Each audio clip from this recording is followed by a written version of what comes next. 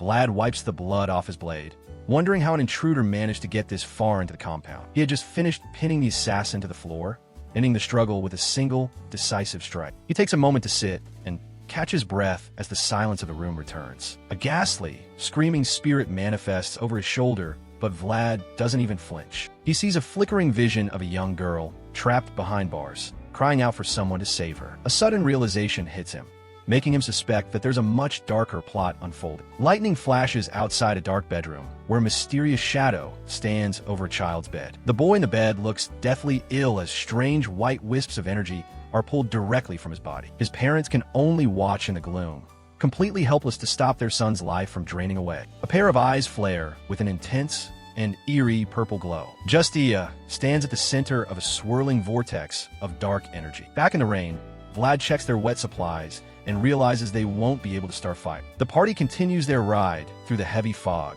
until they reach the edge of a small village. Cade points out a flickering light through the mist, identifying a place where they can get some rest. A little girl named Marianne watches from behind a wooden wall as the strangers approach. Vlad steps into the inn's common room, scanning the faces of the locals as they warm themselves. He spots a figure in a white cloak standing silently in the shadows of a back doorway. He notices a dark, oily energy coiling around the cross hanging from the little girl's neck. The sight stops him cold as his instincts scream that something is very wrong. Marianne just smiles at him, having no idea that a curse is literally wrapped around her throat. It reminds him of the kids from the slums who die every day from cold, hunger, or neglect. He thinks back to his own childhood, where every single day was a desperate fight for survival. The memories of those dirty, desperate faces are still burned into his mind. He looks up at the massive village church, which looms through the fog like a dark monument. Inside the cathedral, the air feels heavy and unnatural despite the quiet surroundings. Vlad keeps his guard up,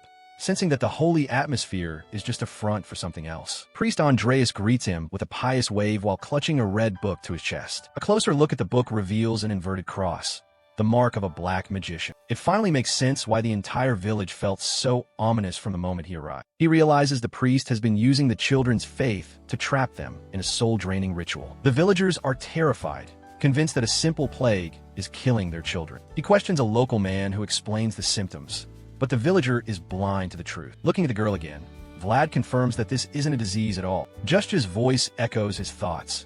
This is a curse created by a master of black magic. He watches as the priest gather more children under the guise of offering them protection. The girl mentions that the priest gave one of these special necklaces to all of her friends. Vlad senses someone following them through the mist and glances back over his shoulder. He warns his companions that the stranger doesn't seem like the type to let them walk away. Suddenly, a warrior in a green cloak drops from the trees, swinging a massive blade. Vlad reacts instantly, drawing his own sword to catch the incoming strike. Steel clashes in the rain, scattering bright sparks through the dark air. The warrior's strength is immense, forcing Vlad to grit his teeth as he tries to hold his ground. The mysterious warrior's eyes narrow as she locks onto her target. She lunges forward with incredible speed, her heavy cloak billowing behind her. Her blade comes down with a burst of magic, but Vlad is ready for the impact. He knows he's only going to get one clean chance to turn the tide of this fight. Vlad puts everything into an upward swing, his eyes glowing with sheer determination. The move catches the stranger off guard, forcing her to brace for the blow. He follows up with a heavy overhead strike, trying to end the duel then and there. Their weapons collide in a blinding explosion of light that shakes the surrounding forest. Vlad realizes a split second too late that she's already anticipated his next move. The stranger moves through the smoke with a grace that doesn't seem entirely human. Her eyes burn with a golden light through the darkness, looking like a predator in the night. He can barely track her movements, and his confidence starts to waver. The hood falls back, revealing a woman with long, pale hair and a cold, piercing gaze. Vlad readjusts his grip, refusing to let her intimidating presence break his focus. They dive back into the fray, their blades whistling through the rainy air. The forest is periodically illuminated by the intense flashes of their clashing magic. He grinds his teeth, pushing back against the overwhelming pressure of her strike. They both leap back simultaneously, creating a momentary, heavy silence. Justia charges again, her golden blade leaving a trail of light in its wake. Vlad waits for the perfect microsecond to execute his final counterattack. She closes the gap in an instant, her movements blurred by sheer speed. Her eyes focus with lethal precision on the small gap in his defense. He swings with everything he has left, a desperate bid to land a decisive hit. But she's just too fast, her blade meeting his with effortless ease. Something catches him off guard, a subtle, unexpected shift in the flow of the battle. Their blades scream as they slide against each other in a final struggle for dominance. The sheer force of her blow is too much, knocking Vlad off his feet. The wind is knocked out of him as he slams hard into the muddy ground. He tries to scramble back up, but his body isn't responding fast enough. Before he can move, he feels the cold bite of her sword tip against his throat. She demands to know who he is and what business he has in these woods. Later, back at the village inn, Vlad sits in deep thought, reflecting on their encounter. Little Marianne looks up at him with wide, innocent eyes, asking if they're really leaving. He tells her that in his world, the work of a protector is never truly finished. The innkeeper chimes in, warning that the recent events in the village are far from natural. The girl's face lights up with excitement at the thought of them staying a bit long. He can't shake the feeling that they're still being watched by something unseen. He examines the charm the girl has been carrying,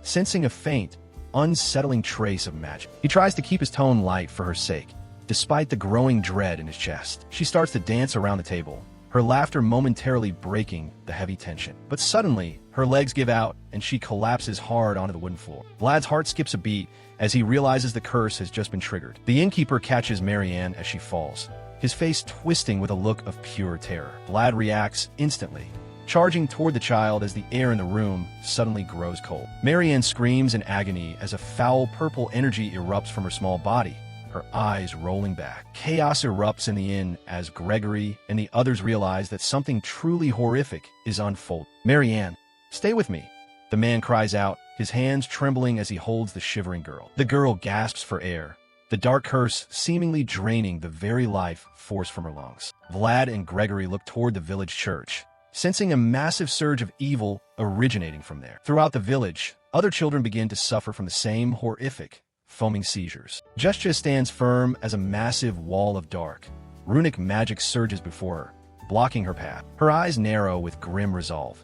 She knows she has to find the one responsible for this. Deep within the church, a sinister silhouette watches the unfolding chaos with a sadistic, glowing eye. Justia raises her blade toward the heavens, the steel catching the dim light of the desecrated sanctuary. Dark runes swirl around the church bell, resonating with a sickening, unholy frequency that vibrates in the air. Bishop Pierre spreads his arms wide, reveling in the dark, chaotic power he has unleashed upon the village. The villagers, now hollow shells of their former selves, raise their hands toward their new master. Justia levels her sword at the corrupt priest, her voice steady despite the horror surrounding her. Grotesque, clawed hands smash through the wooden partitions of the church, reaching for the knight. She lets out a defiant cry, her aura flaring with holy energy as she prepares to purge the darkness. Bishop Pierre pushes up his glasses, completely unfazed by her display of courage and light. He breaks into a maniacal, wide-eyed laughter as the purple energy flares around his head like a crown. The possessed villagers lunge at Justia, their movements jerky and completely devoid of humanity. Justia drops to one knee, driving her blade into the stone floor to anchor herself against the dark tide. A blinding pillar of golden light erupts from her body, creating a sanctuary amidst the encroaching shadows.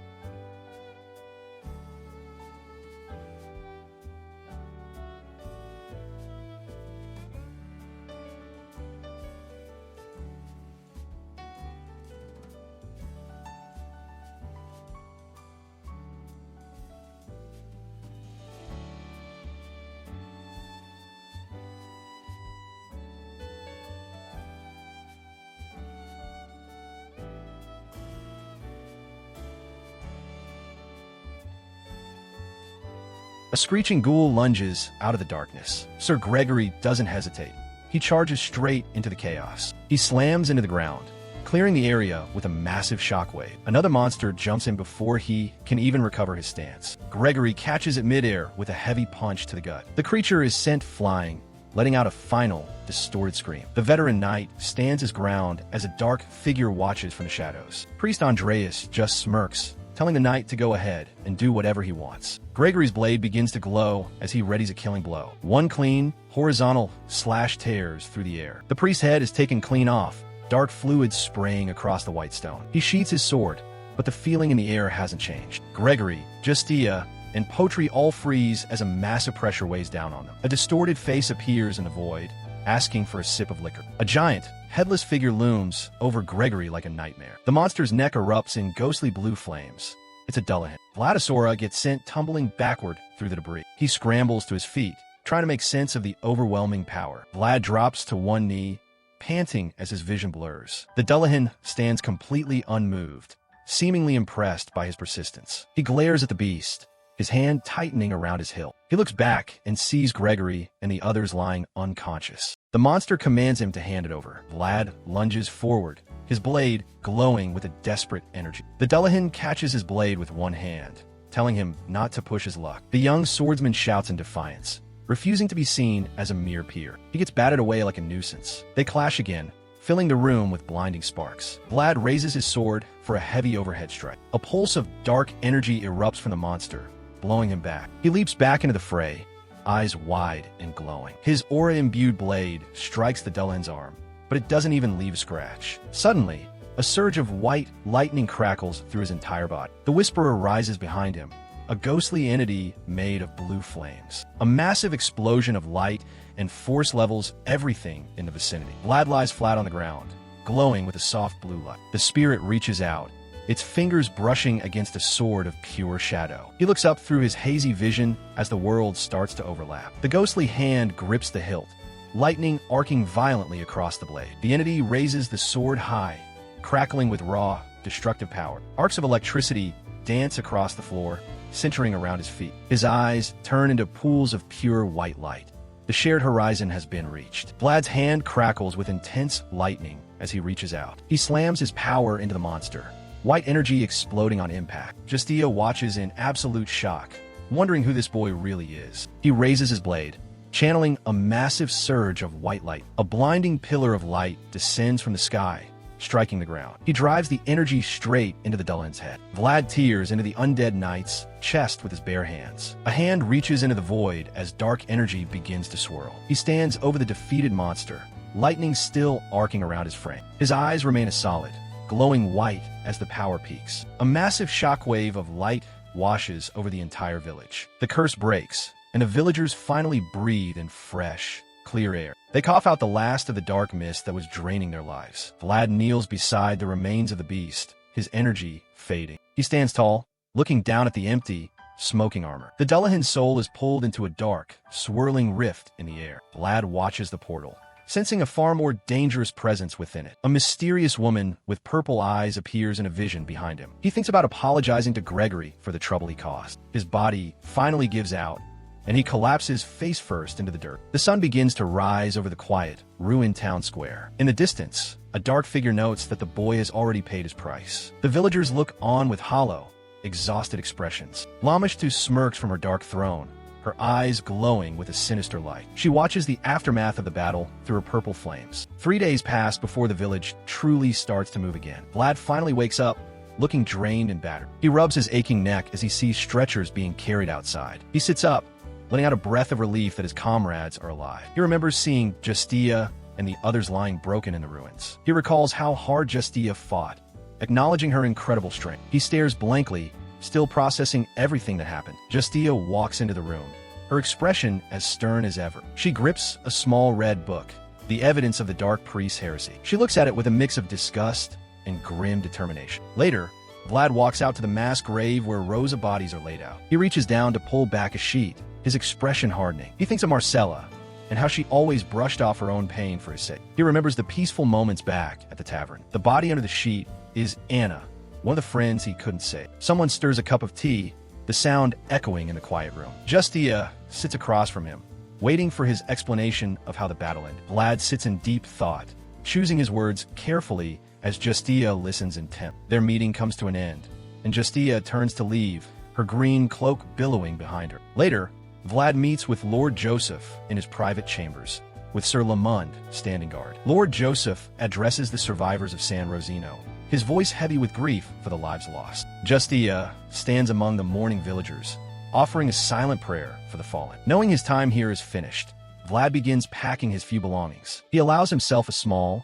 weary smile, ready to move on to the next chapter of his journey. That night, he settles by a lonely campfire, the flickering flames his only company. A wolf howls from a distant ridge, a reminder of the solitary path he must walk. He closes his eyes, and the vision of the shared horizon returns, vast and cosmic. He remembers the old man, the blacksmith who taught him more than just how to forge steel. The master's piercing gaze was always there, pushing him past his limits every single day. The master held the legacy of many noble houses, a secret he guarded with his life. Visions of fire and old wars haunt Vlad's memories of the master's stories. He thinks back to the humble smithy where his real training truly began. Every strike of the master's hammer was a lesson in rhythm and raw power. They spent countless nights by the forge, the heat of the fire tempering both steel and spirit. The master's face was always set in a stern mask, his eyes reflecting a lifetime of battle. Vlad recalls the day he first held a real sword, grinning widely while the master watched skeptically. Their training sessions often spilled out into the dark,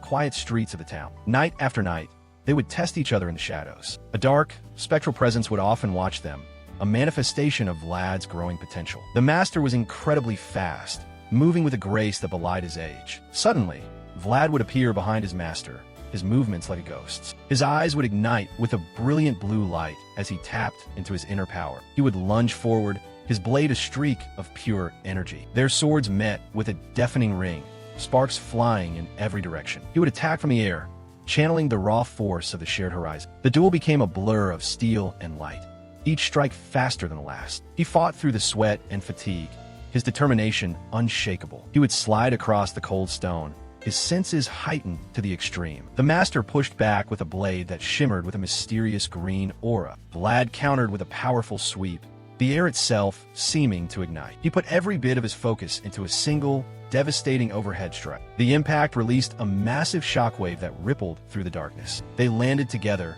the ground fracturing under their combined weight. Vlad dove back into the fray, his blade hungry for another clash. The sparks from their weapons were constant, a rhythmic song of combat. Neither warrior would yield, their weapons locked in a fierce test of strength. The duel raged on, a secret war fought in the dead of night. Vlad's focus was absolute, his blue eyes tracking every subtle movement. Then, the master's own eyes began to glow white, revealing the true depth of his power. In the depth of the flashback, the old man's eyes ignite with a terrifying white light, his face shrouded in shadows as he looms over Vlad. Steel rings out as blades clash with inhuman speed, the air itself vibrating with the force of their training. Young Vlad leaps back, desperately trying to find an opening against his master's relentless and overwhelming assault. The master's hand crackles with raw energy, a force far beyond simple swordsmanship that Vlad is struggling to comprehend. With a terrifying roar, the old man lunges forward, his fist a blur of unstoppable and brutal power. A massive shockwave erupts,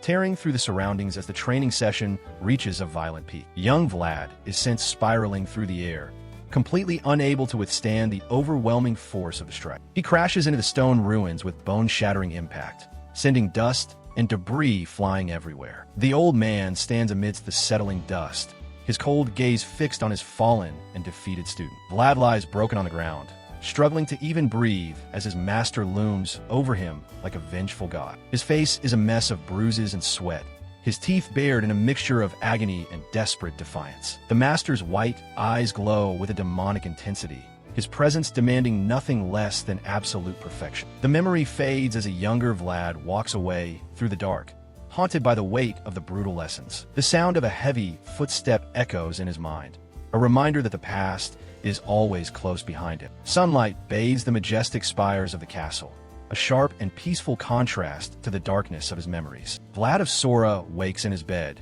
clutching his head as the fragments of the intense dream slowly dissipate. The image of the master's terrifying face lingers in his mind, even as he sits in the safe confines of his room. Suddenly, a loud thud startles him as someone kicks open the door to his chamber. Marcella enters, carrying a fresh stack of clothes, her expression calm as she sees he's finally awake. She turns to leave, mentioning that from what she saw during his recovery, he must be a knight. Vlad looks at her, his mind still half buried in the past, struggling to process her words. Marcella glances at the purple pouch in her hand, her eyes reflecting a quiet curiosity about her mysterious patient. She exits as quickly as she arrived, leaving Vlad alone with the quiet silence of the morning. He sits on the edge of the bed, bathed in the warm sunlight, contemplating the long and difficult road that brought him here. A pack of riders is in full sprint, chasing something through the plains. It's a black stallion with glowing blue eyes, and it's pulling ahead of everyone. Someone throws a lasso, trying to bring the legendary beast to a halt. The horse is way too agile, sidestepping the rope without slowing down. Aja grumbles about how much of a headache this chase is turning out to be. More members of the tribe join the hunt as the pursuit heads into the hills. Earlier that day, the caravan was just making its way across the quiet grasslands. The peace is shattered when a heavy arrow thuds into the side of one of the wagons. Sir Lamund doesn't look surprised as he warns Vlad that trouble has finally found him. Guards are thrown from their horses as the first wave of the ambush hits home. Vlad and the old knight look out to see a line of warriors waiting for them on the ridge. It's the Budat tribe, and they're charging in with their curved blades ready to strike. The merchant guards scramble to form a defensive line as more arrows rain down. Mounted archers circle the caravan, picking off anyone who tries to break for it. Lamund grabs his sword and tells Vlad to get ready. This is where the Real training begins. The attackers look down from the cliff, thinking they've already won. Lamund isn't having it. He shouts for everyone to move out and meet the charge. The old knight stays on his horse while Vlad leaps right into the middle of the fight. Lamund asks the enemy who they think they're dealing with as he starts cutting them down. Vlad jumps over a rider, eyes glowing with focus as he prepares to strike. He lands a heavy hit, proving he can hold his own against these seasoned warriors. Vlad catches a movement from above and yells a warning to the old man. Age drops down from the ridge, his massive blade clashing against Lamund's sword. Lamund tells Vlad to run while he tries to hold back the barbarian leader. Another barbarian sees his chance and charges straight at the boy. Vlad manages to parry the heavy strike, but the sheer force of it pushes him back. More tribesmen close in, circling the group like a pack of hungry wolves. Just then, the black stallion appears on the cliff, radiating an intense blue energy. Vlad realizes this is his opening and starts running toward the horse with everything he's got. He takes a massive leap, reaching out for the wild animal's mane. He manages to land perfectly on its back, mounting the beast in one smooth motion. Vlad's eyes ignite with blue light as he syncs his energy with the horse's spirit. He reaches out his hand, and for a moment, he and the horse are one. The stallion let out a powerful roar and charges into the fray at impossible speeds. Vlad swings his blade, and a wave of blue energy tears through the barbarian line. They're moving so fast that the enemies are cut down before they even know what happened. Back in the main fight, Age is putting a serious amount of pressure on Lamund. Their swords clash with enough power to kick up a massive storm of dust and sparks. Age thinks he's finally got the upper hand and tells the old knight it's over. The chieftain lets out a roar and swings his blade with crushing force. Lamund stands his ground, but the impact is so heavy it cracks the earth beneath him. Another barbarian blows a loud signal on a horn, calling for reinforcements to finish the job. Vlad pushes the divine horse to a full sprint, leaving a trail of dust in his wake. Age screams in fury, offended that a mere guard is riding his tribe's sacred beast. Lamund shouts for the boy to stop as the chase heads toward a dangerous ledge. The two riders collide head-on, their horses straining as they trade blows. Sparks fly as a clash of red and green aura erupts between the two warriors. Age's eyes glow with a primal rage, his tattoos shining as he hammers away at Vlad's defense. The duel continues in a frantic blur, both men risking everything at top speed. The chieftain swings his curved sword in a wide arc, missing Vlad's head by mere inches. He marvels at the horse's divine blood, knowing it's the only reason the boy is still alive. Vlad executes a sharp turn, the horse responding to his every thought as they circle the enemy. He lets out a sharp yell, bracing himself for one last desperate move. The horses gallop in a tight circle, creating a massive vortex of sand that blinds anyone nearby. Age watches as the boy suddenly pulls away, his confusion showing for just a second. Vlad looks back, gauging the distance before making his move. He leaps from the saddle, launching himself through the air with his cloak fluttering behind him. Age scoffs at the attempt, thinking the boy has finally lost his mind. Vlad brings his sword down from above, his focus entirely on the barbarian chieftain. The heavy blow connects, forcing a pained grunt from Age as he's knocked off balance. Vlad grapples the massive warrior, dragging him off his horse and onto the dirt. They tumble over the edge of a ridge, sliding down a steep, rocky slope. Sir Lamond arrives at the edge just in time to see the dust cloud at the bottom. Vlad stands over the defeated chieftain, his body crackling with blue energy. With a blade to his throat, Age finally identifies himself as a leader of the Budat tribe. Vlad gazes down at his prisoner, the blue glow in his eyes slowly starting to fade. In the heart of Sora, the sun shines brightly over the grand cathedral stone spires. A dark figure in red robes watches from the shadows, his presence feeling like a heavy weight. Alicia watches the procession with a grim expression, aware of the political games being played. Lord Joseph Bezid sits alone in his study, weighing the cost of the recent barbarian attacks. Age is bound in heavy ropes, guarded by a grim-looking Lamond in the back of a wagon. Vlad stands next to the legendary horse, still trying to get used to his new companion. Jair and his unit of knights arrive on the scene to take over the escort mission. Age admits to the old man that abandoning the cargo was a smart move for a merchant. Jair speaks with Lamond, his one good eye scanning the horizon for any more threats. The chieftain is done talking, shouting for them to just get the march over with. The column of soldiers and wagons begins the long march back toward the city gates. A massive crowd of citizens lines the road to cheer for the boy who tames the wild horse. The stallion rears up as they enter the city, its cry echoing through the plaza. Vlad looks around at the sea of faces, feeling more like an outsider than hero. They pass through the shadow of the great gate, finally entering the safety of Sora. Back at their base, Vlad tries to talk to Lamond, but the old knight seems distant. Up on the balcony, Zemina carries a heavy load of laundry, looking tired and stressed. Vlad hasn't even said a word yet, but he can already tell that she's in no mood for talk. Zemina shouts in frustration, claiming she has far too much work to do for interruptions. Vlad suddenly appears, holding a massive, vibrant bouquet of red roses right in front of her. Stunned, Zemina can only stare as Vlad asks for her help with a serious expression. They stand in the workshop, the bright flowers a stark contrast to their usual drab surroundings. Deep within the cold stone halls of the dungeon,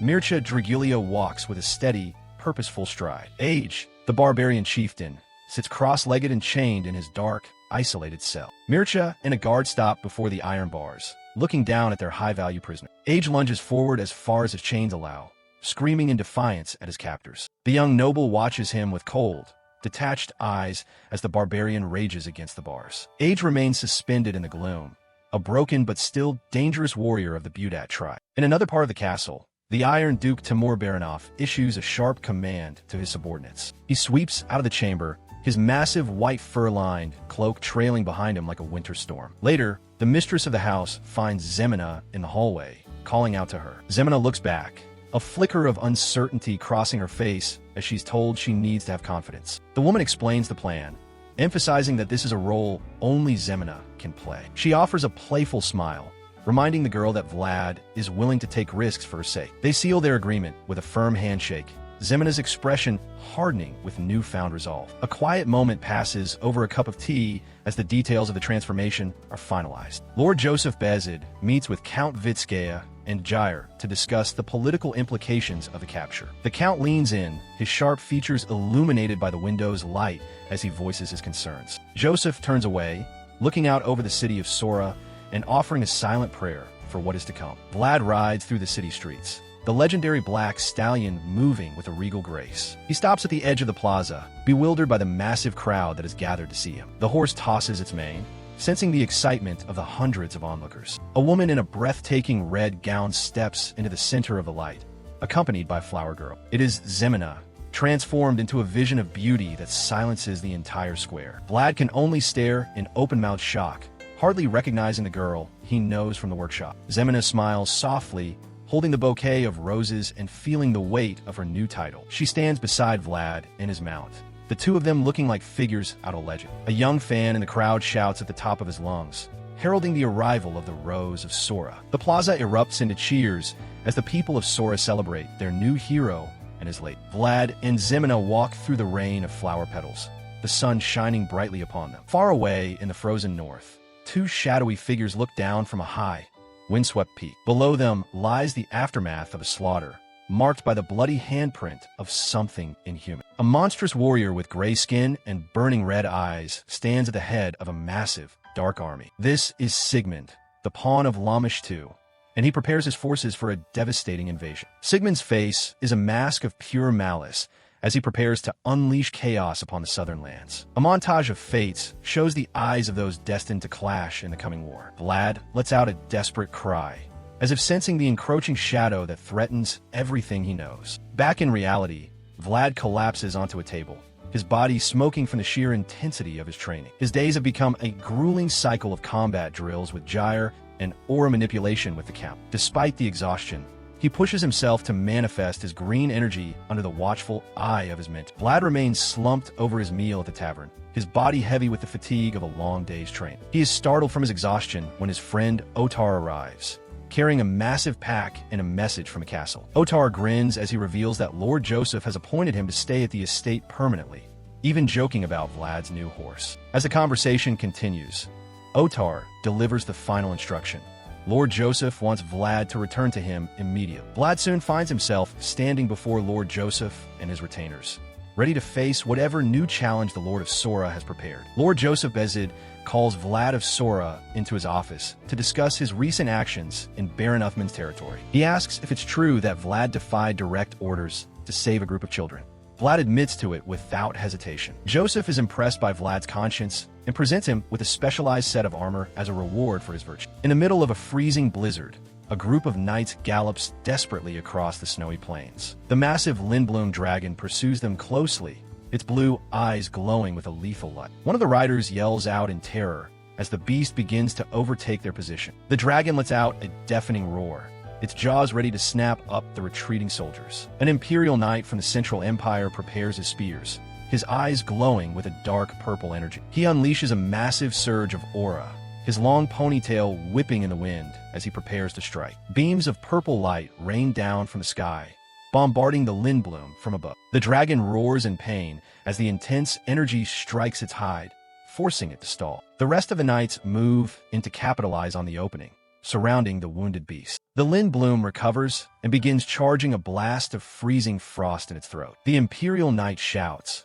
refusing to let the dragon unleash its devastating breath attack. A brilliant pillar of light erupts from the ground, striking the creature head-on and pushing it back. The monster is driven back into the storm, but the battle is far from over. The knight watches with a cold, satisfied expression as the dragon retreats. Earlier, Rutiger Bezid sits down for a tense meeting with the representatives of the Central Empire. The Imperial commander dismisses Rudiger's caution, speaking with an arrogant, familiar tone. He brings news that a dragon remnant is descending upon their territory, threatening the entire north. Back at the base, Vlad prepares his gear for the upcoming hunt as Zemina watches him with concern. She suddenly rushes forward and shoves a piece of cloth right into his face. Red-faced and yelling, Zemina tells him it's a handmade cotton handkerchief for his journey. Before Vlad can even react, she turns and sprints out of the room in total embarrassment. The Northern Expedition Force sets out, marching through a narrow valley covered in deep snow. Rutiger and Vlad take point, leading the column of armored knights and supply wagons. Rutiger exchanges a heavy look with Sir Lamond,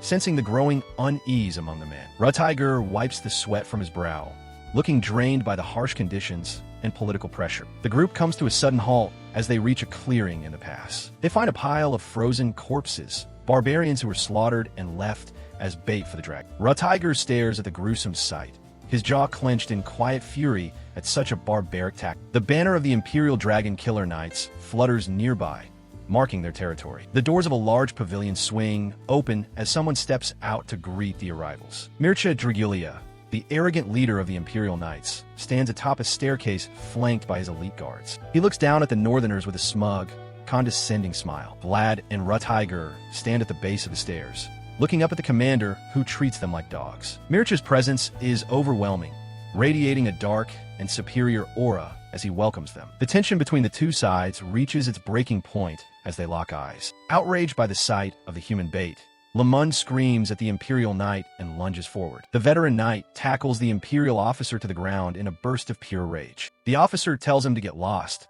but Lamond isn't going anywhere. He pins the man down, his face twisted in disgust for the Imperial's despicable methods. Sir Lamond continues to hold the Imperial commander down, his face a mask of fury.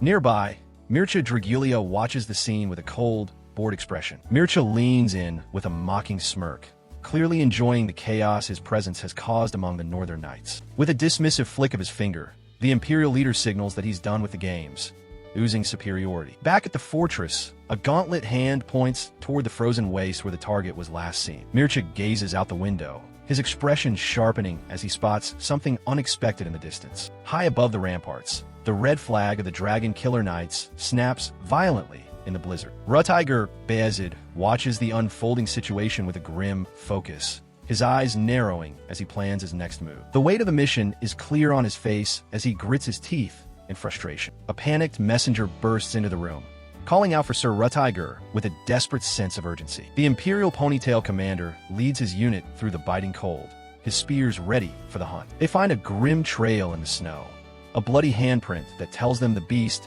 is nearby. The Lindblom appears through the mist, its maw stained crimson with the blood of its last meal. Rutiger and the Imperial commander survey the horizon from the safety of the fortress walls. Mircea Dragulia stands before his ranks of elite knights, his red cape a sharp contrast against the white landscape. He boasts about his unit's prowess, claiming they're the only ones capable of putting the monster down. Sir Lamund and Vlad share a brief, silent moment of solidarity before the real battle begins. The castle gates groan open, and the column of knights rides out into the teeth of the storm. However, there was one more person joining the hunt, Vlad, riding his horse Noir toward the danger. A commander points out the target area based on the information from scouts and barbarian prisoners. Vlad's intuition screams at him that something is wrong, and he realizes they've made a terrible mistake. The massive Lindblom suddenly emerges from the shadows. It wasn't an ambush, it was a trap. Vlad bellows for everyone to spread out as the beast lunges. He digs his spurs into Noir, barely staying ahead of a massive explosion of ice and snow. The Lindblom spins with terrifying speed,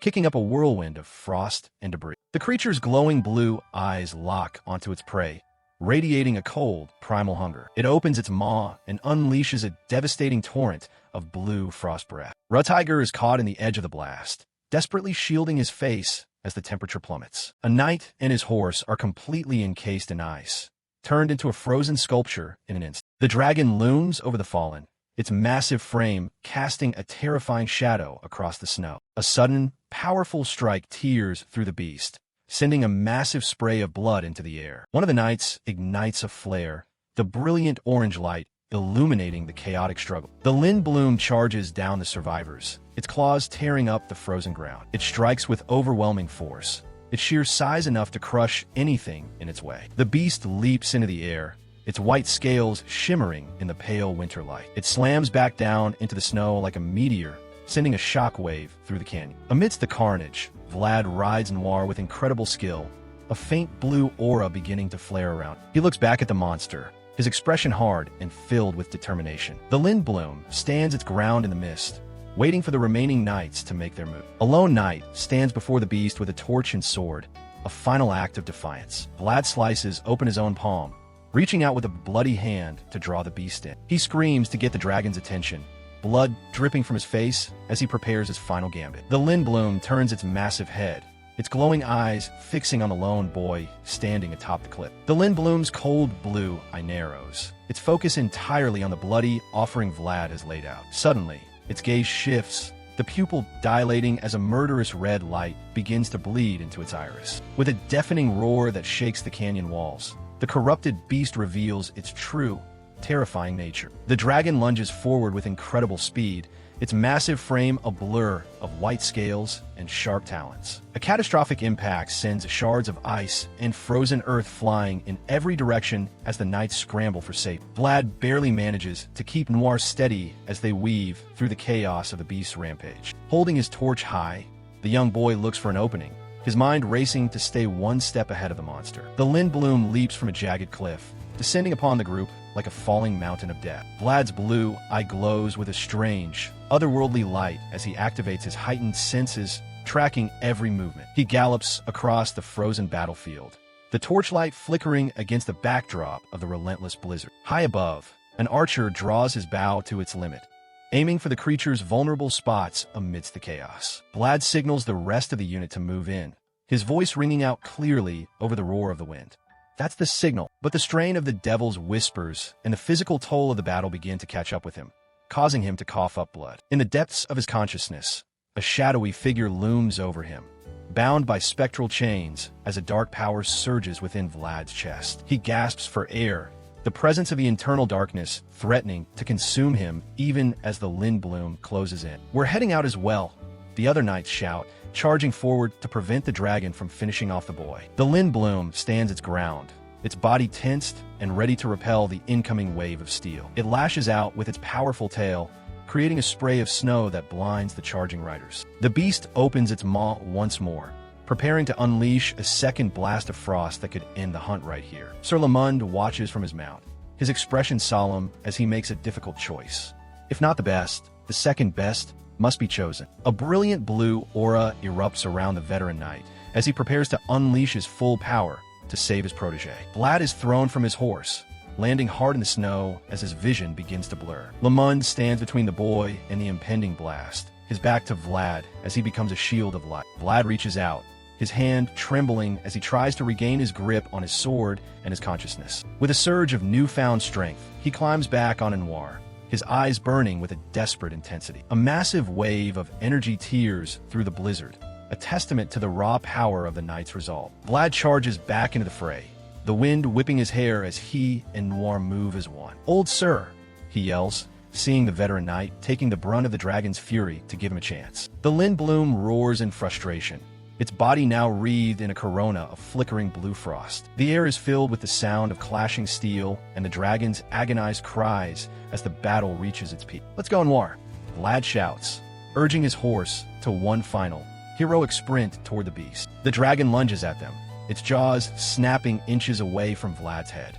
KRGH. Vlad swings his sword with everything he has left, a vibrant green energy coating the blade as he strikes. The beast leaps high into the air, its white scales shimmering like diamonds in the pale light. "It's too hard," Vlad grunts, feeling the immense resistance as his blade meets the creature's iron-hard hide. They clash mid-air, a momentary stalemate between the dragon's primal force and the boy's unwavering spirit. Vlad lets out a primal scream of his own, pouring every ounce of his will into the strike. A circular burst of energy erupts from the point of impact, marking a critical hit on the beast's neck. His eyes widen as he sees his opening, a moment where the dragon's invincibility falters. Fresh blood sprays from a deep gash in the Lindblum's neck, staining its white scales a deep, dark red. Vlad grips his hilt with both hands, surprised by the sheer impact and the strange feedback from his blade. The dragon recoils in pain, its roar turning into a high-pitched shriek as it realizes it has been wounded.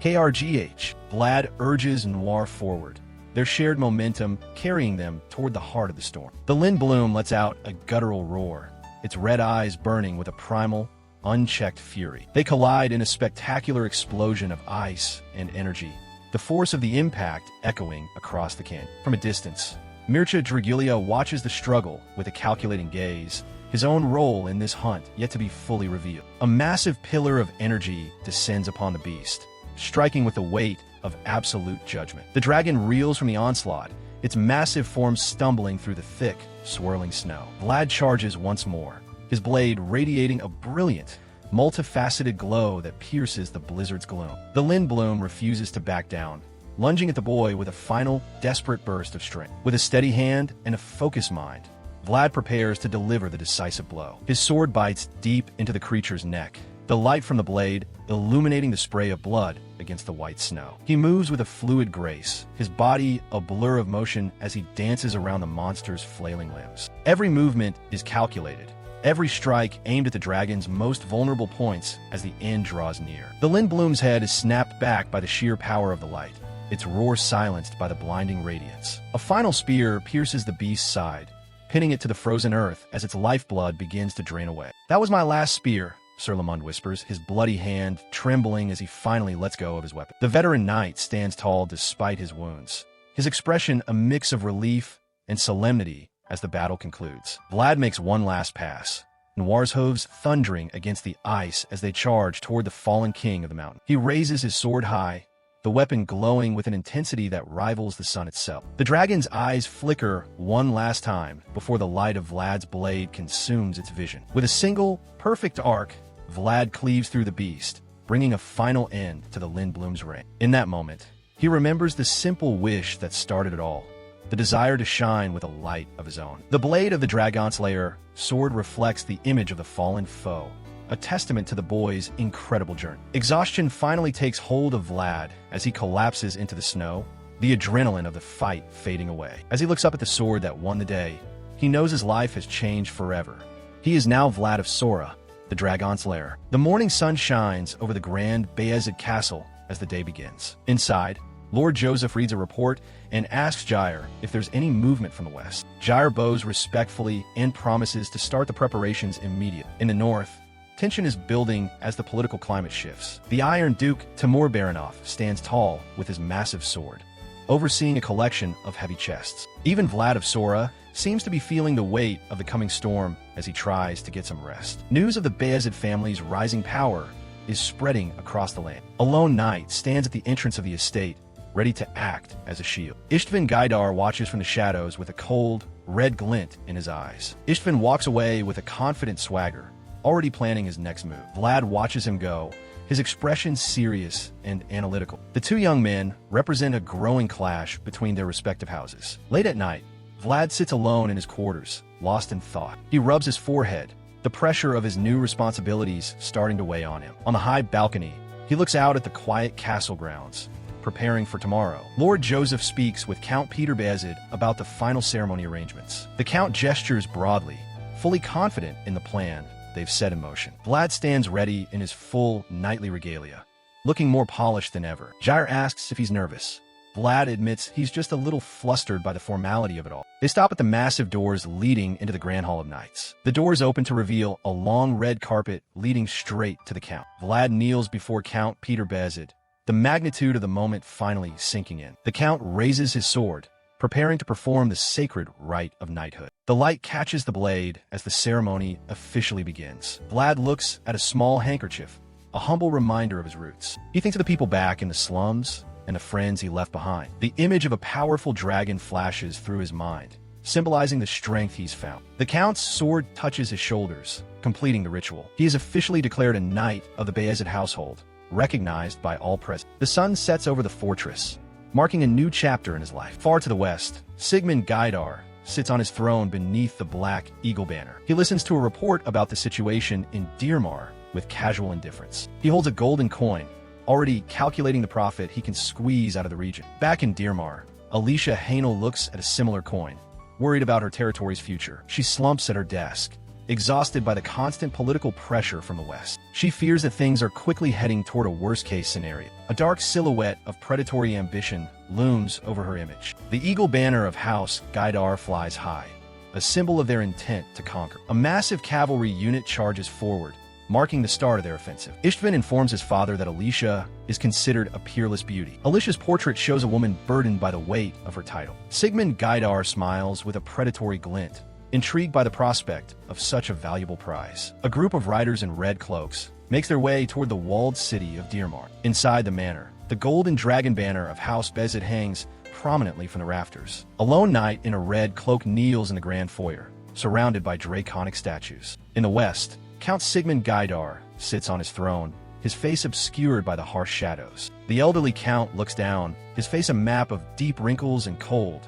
calculating ambition. He scoffs at the barbaric north, claiming they simply don't know their place in the world. Istvin Gaidar stands before his father, looking perfectly composed in his red and gold armor. The hall is filled with cold, white light filtering through the high, arched windows. Istvin kneels before his father, reporting that the initial stage of their plan was a success. Sigmund's smile is predatory and thin, clearly satisfied with the news he's received. Shadows dance across the old man's face as he plots the next phase of his expansion. In Dirmar, Baroness Alicia Hainel sits on her throne, her expression cold and guarded. Otar, a massive warrior with a scarred face, approaches the Baroness with an air of absolute confidence. Alicia watches him intently, her voice remaining steady as she welcomes the unexpected visitor. Otar stands before her throne, the tension in the room thick as she questions the purpose of his presence. Otar is joined by another Western knight, both looking completely unimpressed by their surroundings. Alicia remains seated, her posture perfect despite the intimidating presence of the two men. The local retainers, including the veteran Sir Lamond,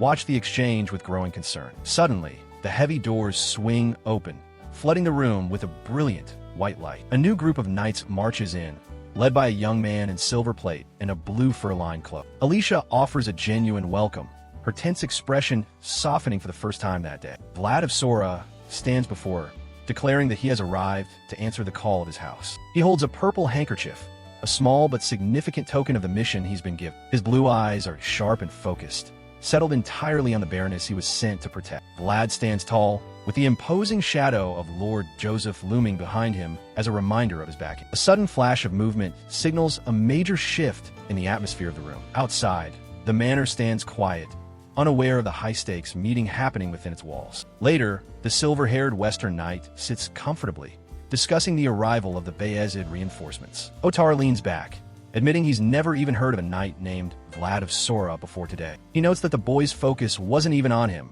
but on the hidden threats lurking behind. The two Western Knights continue their discussion, skeptical of Vlad's actual capabilities in a fight. The silver-haired man chuckles, finding the boy's brazen attitude somewhat admirable in its own way. Alicia sits with Vlad and the other Bayezid Knights, the political divide in the room clear. Jair stands by Vlad's side, his presence a stabilizing force for the young, inexperienced knight. Alicia reflects on the specific bloodline that binds her to the powerful House Bayezid. Jair confirms that their support is a direct result of that long-standing, inherited connection. Alicia and her attendants stand together, prepared to face the political storm head-on. Sir Lamond watches his lady closely, his expression full of worry for the burden she carries alone. Lord Joseph moves the pieces on the board, with Vlad acting as his most important knight in this game. Vlad reaches into his breastplate, searching for the token he brought from the north. Alicia watches him with a small smile, teasing him for being so protective of whatever he's hiding. He pulls out the purple handkerchief, his expression professional despite her playful words. Alicia's eyes widen in shock as Vlad pulls something entirely unexpected from within his armor. Vlad stares down at the items in his hands,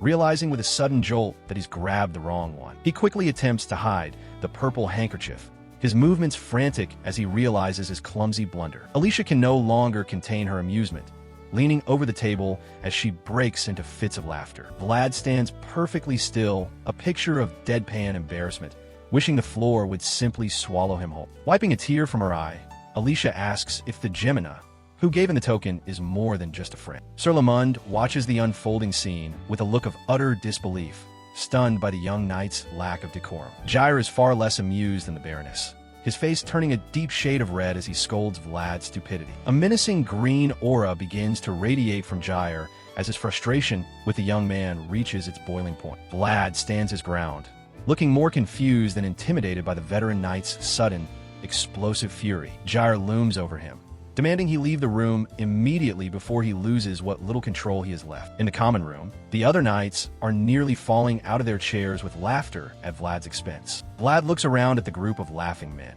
genuinely unsure why his mistake is considered so hilarious. The veterans of House Bayezid continue to howl with delight. The tension of the earlier meeting completely evaporates. Defeated by the social awkwardness of the situation, Vlad decides that his best course of action is to simply walk away. The sound of boisterous laughter follows Vlad down the hall, marking a strange but effective bonding moment with the men. Despite the teasing, there is a new sense of acceptance from the knights who once only acknowledged Ludger. Vlad takes a deep breath and closes his eyes, trying to process the bizarre and embarrassing turn the day has taken. He looks out at the sprawling grounds of the estate, his thoughts a complicated mix of duty and personal memory. Back in her study, Alicia grows serious once again, her fleeting amusement replaced by deep, quiet contemplation. She finds it incredibly strange that a knight would so carefully guard a token given to him by another woman. Sir Lamond approaches the Baroness, offering his own perspective on the young Bayezid knight's unusual behavior. Alicia disagrees with the old man's assessment, sensing that Vlad's motivations are far more complex than they seem. Her mind flashes to images of violence and ancient monsters, the inevitable shadows that follow men of great ambition. Sir Lamond's attention is suddenly drawn toward the window, his expression shifting to one of sharp, professional concern. Alicia follows his gaze, her eyes narrowing as she spots a figure moving with purpose across the outer lawn. Below them, the massive warrior Otar walks through the grass, his giant sword strapped securely to his back. Sir Lamond urges the Baroness to alert Sir Jair immediately, sensing that a new and dangerous threat is approaching. Otar wears a predatory grin as he marches forward, his massive frame radiating a raw, lethal strength. Snow blankets the grand estate as a cold wind blows through the trees. Harvin stands outside, carefully unfolding a small slip of paper. Vlad of Sora listens to the news, finding it hard to believe things would turn out this way. During the duel, Istvan Gaidar stands tall, resting his massive greatsword on his shoulder. Vlad stares him down, completely unfazed by the giant slab of iron. He looks over the surrender document, ready to claim what he's owed. Activating his armor magic, Vlad's presence shifts as his eye begins to glow with a chilling blue light. Aggie, the barbarian, watches the display with an intense, glowing green gaze of his own. The two warriors lock eyes, each measuring the other's terrifying willpower. Later, Aggie sits in silence, contemplating the power he just witnessed. In the manor, Alicia Hainel shares a quiet tea with Lord Joseph Bayezid. She wonders aloud if a knight as exceptional as Vlad really exists. Joseph gestures dismissively, more interested in the political moves Vlad's victory has opened up. Out in the sunlit hills, Joseph stands before an ancient, towering tree. A massive white snake spirit suddenly bursts from the earth, roaring into the sky. Joseph pours a splash of barley alcohol onto the grass as a respectful offering to the spirit. The giant serpent coils peacefully around him, accepting the tribute. He reaches out to gently pat the head of the powerful guardian. Back inside, Alicia meets with Vlad and the veteran knight Jair. Jair watches as the discussion turns to the delicate situation at the northern borders. Alicia slides a sealed letter across the table, entrusting it to Joseph. She looks at Vlad, her expression softening with a hint of respect. She presents a small, ornate chest, ready to reveal a hidden treasure. Inside sits the glowing amber stone of the elves, a legendary family heirloom. Vlad stares at the gem, sensing the immense energy locked within it. A vision of an elven spirit holding the stone appears, radiating a divine light. He sees a memory of the stone being gifted to an ancient knight in the heart of the woods. Alicia holds the stone out in her palm, offering it as a true reward for his service. She insists that only he is worthy of carrying such a sacred piece of her heritage. Vlad looks down at the gem, feeling the weight of the honor she's placing on him. He accepts the stone, its warm glow reflecting in his blue eyes. With a sharp click, he embeds the amber stone into the pommel of his sword, and it flares with energy. With his new team assembled, Vlad leads the group of knights across the grassy plains at night. He looks determined as they approach the outskirts of his hometown, Sora. One of the men laughs loudly, excited to finally get some real action. They arrive at the heavy city gates, prepared for the raid ahead. Vlad announces his return with a cold resolve, stepping into the dim light. Inside the hideout, the leader of the Black Bear organization watches from his throne. At the same time, Count Gaidar is absolutely fuming over his family's humiliation. He slams his fist into his desk, splintering the heavy wood. The Count clutches his chest in a fit of pure, unbridled rage. But Vlad is already moving, flanked by Aggie and Jair as they prepare to purge the filth of the back alleys. Count Gaidar sits on his throne, brooding over the loss of his reputation and his family's sword. He's plagued by the memory of Jorge, the knight who once served him but became a mark of shame. To the Count, everything he's worked for is beginning to crumble into nothingness. At the same time, the Grand Bayezid Palace remains silent under a blanket of winter snow. Inside, one of his officials questions Lord Joseph about the financial cost of supporting a new knight. Joseph and Alicia sit with their advisors, calmly mapping out the next phase of their plan. The advisor points out that Vlad's talent won't matter if they don't have enough men to follow him. Joseph watches him leave, his eyes cold and calculating as he weighs the risk. Jair stays close to his lord, his face a mask of discipline and loyalty. In a tavern in Shoera, Vlad relaxes with his old friends, the atmosphere light despite the freezing weather. Harvin rubs his eyes, struggling to hold back tears of joy after everything they've endured. He exclaims that all the hard work paid off. He's finally officially become a squire. The woman serving them watches with a smile, happy to see the young men finding success. Later that night, Vlad meets with his old mercenary friend, Got, in a dimly lit office. Got drinks his whiskey, listening as Vlad offers to hire him for a dangerous job in the slums. Vlad stands tall, his mind set on taking down the Black Bear organization for good. He places his hand on the hilt of his sword, sensing the power of the amber stone within. With a sudden motion, he draws the blade, the air around him beginning to hum with energy. God is stunned as Vlad's presence shifts from a calm friend to a terrifying force. A brilliant blue aura explodes around Vlad as he swings his sword with incredible speed. Workers in the nearby district stop in their tracks, feeling a sudden, heavy pressure in the air. A massive flash of light erupts, tearing through the warehouse defenses in an instant. The resulting shockwave sends several thugs flying across the room as the building shakes. Dust and smoke billow out of the shattered structure as the Black Bear hideout is exposed. Inside, One of the gang leaders stares in absolute terror at the destruction. The roof begins to collapse, the wood and stone pulverized by Vlad's overwhelming strike. Panicked criminals flee the scene, realizing they stand no chance against the star of the back alleys. Vlad walks through the wreckage, his cloak fluttering in the wind as he surveys the damage. He swings his blade once more to dissipate the dust, his eyes glowing with an intense blue light. Scott stares in awe, realizing the gutter rat he once knew is now a powerhouse of the north. Vlad brings his sword down in one final, decisive blow, marking the end of the gang's influence. He looks back at Gott, his expression cold as he demands they get to work on the cleanup. Later, in a dark alley, several scrawny children huddle together under a single, worn blanket. They look up with wide eyes as Vlad approaches, his presence bringing a rare warmth to the night. Using his first night's salary, Vlad provides them with the supplies they need to survive the winter. In the shadows, a group of local thugs watch, realizing the power dynamic in the slums has shifted. Vlad stands against the backdrop of the setting sun,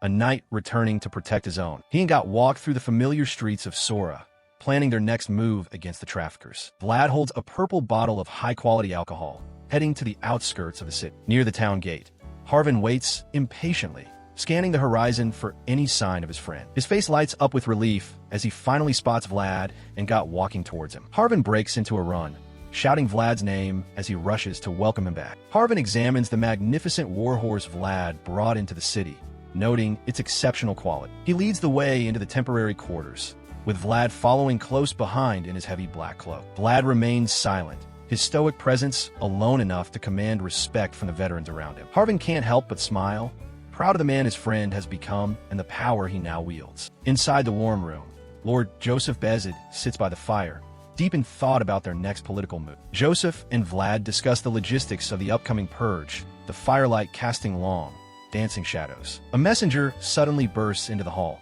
calling for the captain as the operation begins to move forward. The young soldier reports that all preparations are complete and the units are waiting at their positions. Vlad and the scout head out into the cold night, their breaths visible in the freezing northern air. Meanwhile, in the heart of the slums, a heavy hand spins a roulette wheel in a hidden gambling den. Thugs and desperate men gather around the table, oblivious to the nightly storm fast approaching them. Vlad steps into the smoke-filled room, his cold blue gaze scanning the faces of the Black Bear members. He senses the corruption and greed that have rotted this district from within for far too long. His eye flares with a sudden, intense blue light as he unleashes a fragment of the Swordpath's power. The gamblers freeze in terror, the air suddenly thick with a lethal, overwhelming nightly pressure. Chaos erupts as Vlad delivers a powerful kick, sending a guard crashing through the wooden furniture. He moves like a phantom through the crowded room, striking down anyone who dares to raise a weapon. Within minutes, the den is secured, and Vlad stands before the cowering survivors in the aftermath. Light from the hallway spills into the dark room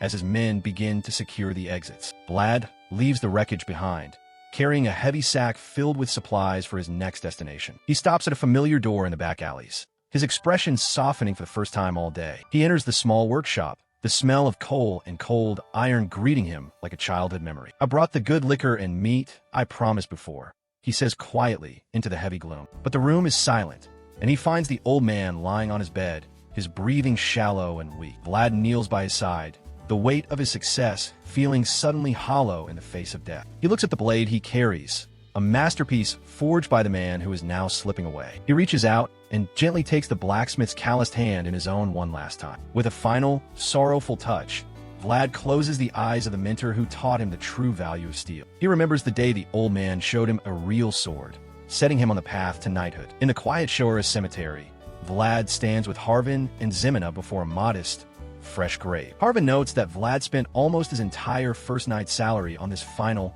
honorable tribute. The simple tombstone reads, "Best Blacksmith in Skora," adorned with a bunch of fresh white flowers. The three friends walk away in silence, the weight of their common loss hanging heavy over them. They encounter a group of street orphans who look at the well-dressed trio with suspicion and awe. The children wonder who these people are and why they are bothering to visit the gutter of the city. Vlad instructs Harvin and Zemina to hand out the bread and blankets, asking for a simple prayer in return. Harvin holds up a small token of their new life, a warm smile returning to his face at last. That's right, Vlad agrees, watching as the cold night is briefly brightened by this act of kindness. As they stand together, a swirl of magical light and dust seems to bless the memory of the dead. The children huddle in their new blankets, their bellies full of bread for the first time in weeks. But the peace is fleeting as the perspective shifts back to the darker, bloodier corners of the city. An armored boot steps into a pool of fresh blood, marking the beginning of a far more violent night. Vlad stands before the entrance of the Black Bear stronghold,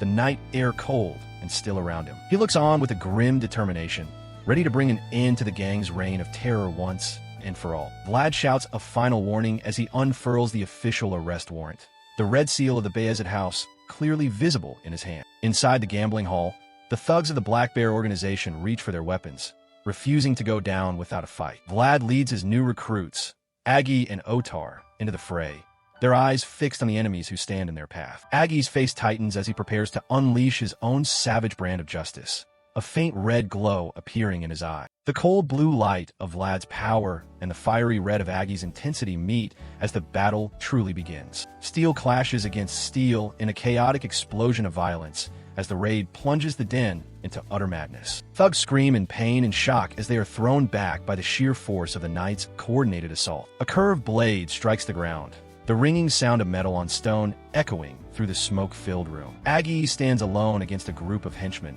his tattooed back to the viewer as he prepares his next lethal strike. He leaps into the air with supernatural grace, his powerful arms moving in a blur of deadly motion. With a powerful swing, Aggie brings his curved blade down, the metal reflecting the harsh, flickering lights of the den. Blood sprays across the floor as he carves a path through the Black Bear members, his movements both efficient and deadly. The thugs stand no chance against the raw power and savage skill of the veteran warrior. Aggie's eyes burn with a predatory light, his teeth bared in a fierce, silent grin as he continues his rampage. He effortlessly deflects the spears of two guards, his focus never wavering for a single moment. High above the chaos, Otar jumps into the air, his twin axes raised high for a devastating downward blow. Otar slams his axes into a cowering thug, the force of the impact shaking the very floorboards beneath them. The den is quickly turned into a slaughterhouse, the floorboards stained red with the blood of those who chose to fight. One final survivor shouts a desperate challenge,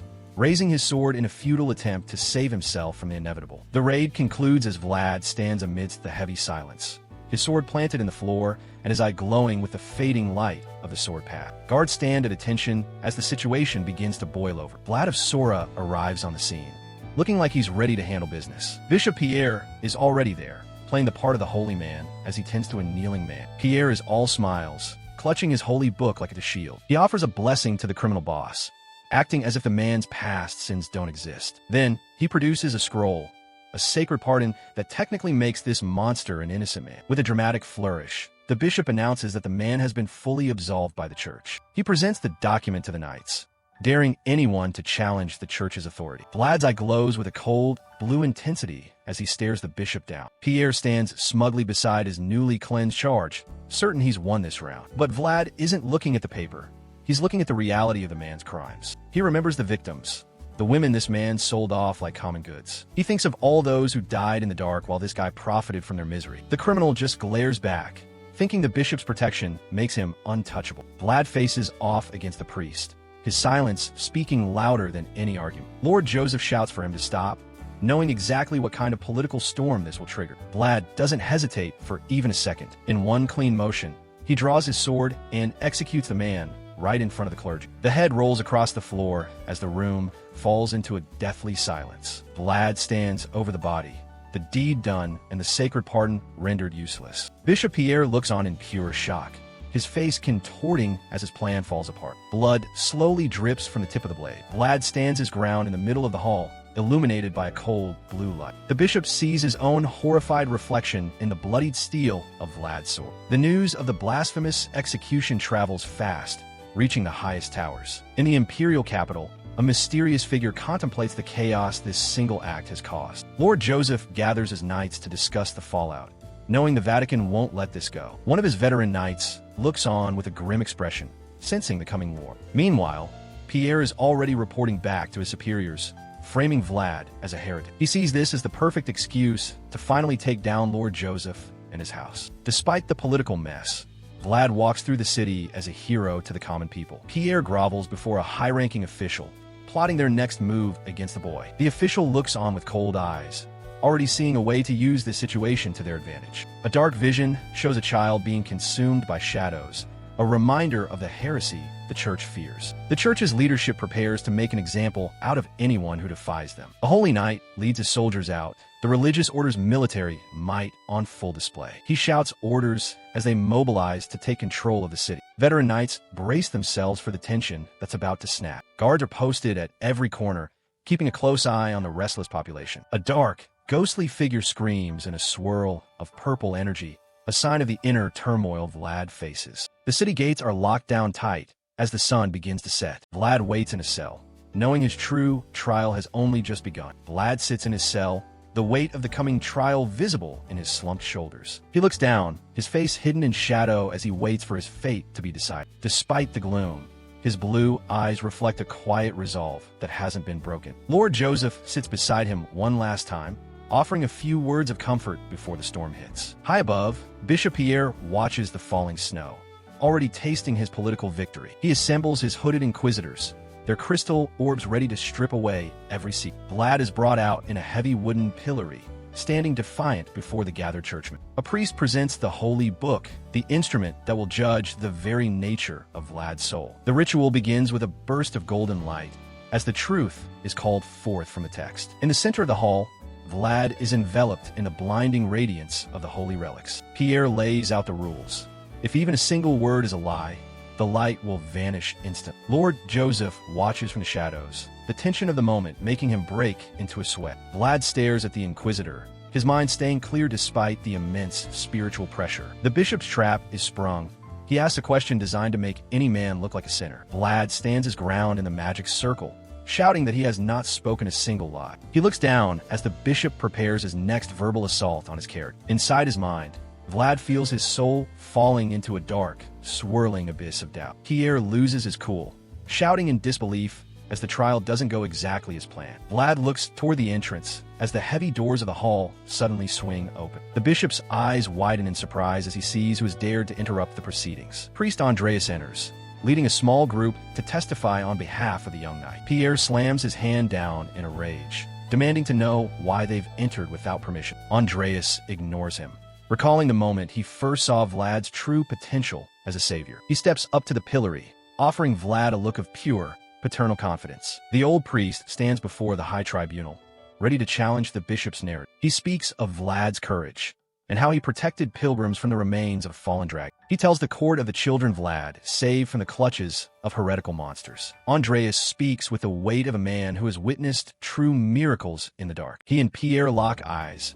a clash of two very different faiths played out in public. The bishop shouts back, refusing to accept that a commoner's survival could be a blessing. Andreas presents a vision of the harsh reality Vlad lived through, a world of blood and hunger. He turns to the court, revealing that he isn't the only one who believes in the boy. An honorable knight presents a stack of testimonials signed by his peers in support of Vlad. Pierre's hand clenches in fury as he realizes the support for Vlad is deeper than he thought. His face twists into a mask of pure malice, his holy facade finally slipping away. Vlad looks up, the intensity of the spiritual pressure causing sweat to bead on his forehead. Suddenly, a vision of a legendary knight in white armor appears before his eyes. It's the spirit of the founding Swordmaster king, a silent witness to this tribe. A knight from long ago offers a ghost of a smile, recognizing a kindred spirit. Inside a mental void, the white-cloaked figure and Vlad stand face to face. Vlad stands beneath the golden symbol of the cross, his spirit finding its anchor. His eyes snap open, a blinding blue light erupting as his soul shatters the holy relic. Vlad stands before the holy mirror, his spirit radiating a pure, brilliant light that fills the entire hall. Bishop Pierre recoils in shock, his eyes wide as he witnesses a power that shouldn't belong to a commoner. The spectators gasp in disbelief, unable to look away from the divine display before them. The light continues to swell, a manifestation of Vlad's unyielding truth and noble soul. A vision of a humble marketplace flickers in the radiance, a reminder of where Vlad's journey truly began. Even from his high seat, the bishop looks small and insignificant against the backdrop of Vlad's awakening. Vlad bows his head, the shadow of his past momentarily crossing his face as he endures the ritual. With a final, agonizing cry, Vlad's soul erupts, his tears catching the blinding holy light. The mirror can no longer contain the intensity of his spirit, and it begins to buckle under the strain. Ghostly images of those he has saved, and those he has lost flicker within the dying light. The crowd watches in stunned silence as the very foundation of the church's trial begins to crumble. Bishop Pierre stands paralyzed as the sacred mirror of Saint Morello shatters into 1,000 pieces. The bishop's face twists in a mixture of fear and pure, unadulterated hatred at the sight. He stares at the shards of the holy relic, realizing his carefully laid trap has been utterly destroyed. In his rage, Pierre's eyes burn with a dark fire, his authority challenged like never before. Night falls over the grand estate, the silence contrasting with the chaotic events of the trial. Vlad is kept in a temporary holding cell, leaning against the cold bars as he processes everything. High above, stone knights stand guard over a holy symbol, unmoving in the pale moonlight. Vlad looks up as a visitor approaches his cell, their presence a quiet interruption to his thoughts. After a brief, whispered conversation, the figure departs, leaving Vlad alone with his solitude once more. Guards later arrive to lead Vlad out, his hands behind his back as he walks with quiet dignity. Vlad looks down, a look of genuine regret on his face. "I'm sorry," he whispers, feeling the weight of the day. He is joined by Lord Joseph, a cold but pragmatic leader with sharp, dark features. Joseph watches him closely, his narrow eyes analytical as he asks, "Do you understand me?" Joseph continues, his voice firm as he tells Vlad that he must still be held accountable for his actions. Vlad remains silent, a single bead of sweat on his brow as he accepts the noble's harsh words. He eventually walks down the long, moonlit hallway, his silhouette tall and imposing against the light. A memory of a proud blonde knight in a graveyard flashes through his mind, a reminder of a different path. The grand estate of House Bezid remains still under the night sky, though the air is thick with tension. Later, Vlad sits by a roaring fireplace, finding a brief moment of comfort in the company of his allies. A faint, weary smile finally touches his lips as the warmth of the fire eases his tired spirit. He gazes up at the massive, dark windows of the estate, thinking of the long road still ahead of him. In another room, Zemina is curled into a ball on her bed, her red pigtails messy as she hides away. She remains silent, the emotional toll of the recent events clearly weighing on her young mind. Vlad stands outside her door, his fist raised as he knocks firmly, asking how long she'll stay holed up. Zemina's eyes snap open in surprise, a look of shock crossing her face at Vlad's sudden arrival. He opens the door and stands there, looking down at her with a mix of annoyance and genuine concern. Zemina sits up slowly, still looking small and vulnerable in the dim light of her bedroom. Without another word, Vlad steps in, scoops her up, and hoists her over his shoulder like a sack. Zemina immediately starts yelling, demanding to be let go as she struggles against him. Her face turns a bright red with a mix of fury and embarrassment as she continues to shout. Vlad simply ignores her protests, carrying her on his back through the dark city streets to get some fresh air. Vlad carries Zemina through the silent streets, noting the late hour. It's curfew," he says, his voice low in the cool night air. "It's later than I thought." He breaks into a run, the red-haired girl clinging to his back as they dash through the sleeping city. Zemina is completely taken aback, shouting in shock at his sudden burst of speed. "Why, you crazy bastard dash!" They arrive at a secluded room, the energy of their arrival still swirling around them like a gale. A dress of breathtaking beauty stands on a mannequin, its rich fabric catching the light with a soft shimmer. Zemina stands before the gown, her eyes wide with a mixture of wonder and disbelief at the sight. Vlad stands behind her, his dark cloak casting a long shadow as he quietly watches the girl's reaction. Moments later, Zemina emerges in the stunning red gown, her fiery hair cascading over her shoulders as she looks down shyly. In the quiet of the night, Vlad and Zemina share a peaceful moment, the chaos of the trial feeling like a distant memory. Vlad offers a small, rare smile, his usual intensity softened as he looks at her. From a high vantage point, the two are barely visible, a brief spark of connection in the vast, cold courtyard. Zemina's blush deepens as she looks at Vlad, her eyes reflecting the newfound respect she feels for the young swordmaster. Vlad drops to one knee, offering his hand to Zemina in a gesture of chivalry and silent promise. But the time for rest is short.